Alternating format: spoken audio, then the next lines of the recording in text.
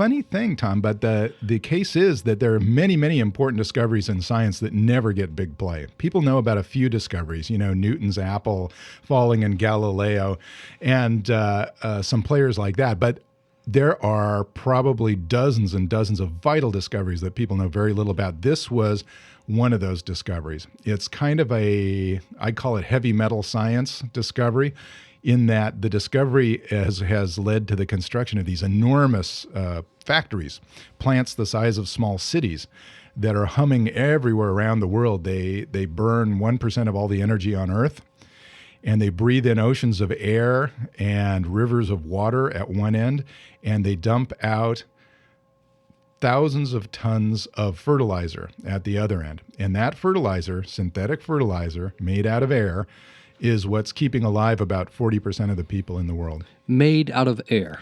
Yes. What does that mean?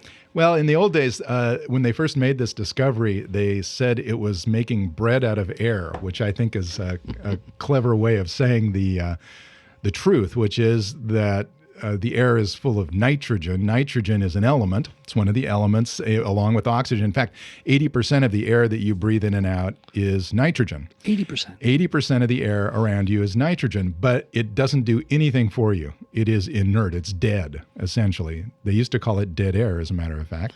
A radio We won't have term. any today. No, none today. But that nitrogen, you breathe it in, breathe it out all the time, doesn't do anything to you at all.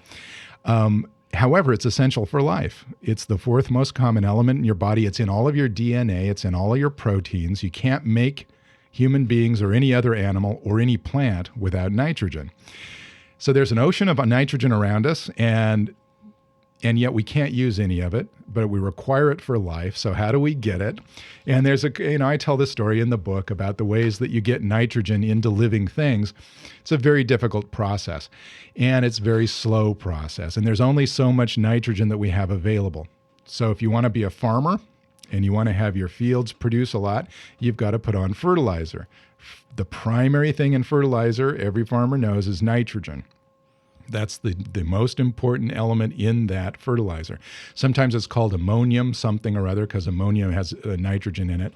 And it has other names, but it's nitrogen that makes plants grow. And it's plants that feed animals, and all life is dependent on nitrogen. Well, what these guys figured out in the early part of the 20th century was that the world population was rising so fast, and this was 1900, around 1900, the world population was going up so fast that it was going to outstrip food supplies.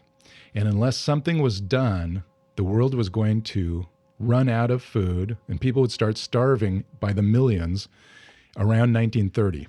1930. That was the prediction, and it would have come true. It would have come true because, in fact, if you do the best farming you can do, the most wonderful, productive, organic farming, if you farm like the best farmers on earth who are in Southeast China, if you farm at that level, you can feed about 4+ billion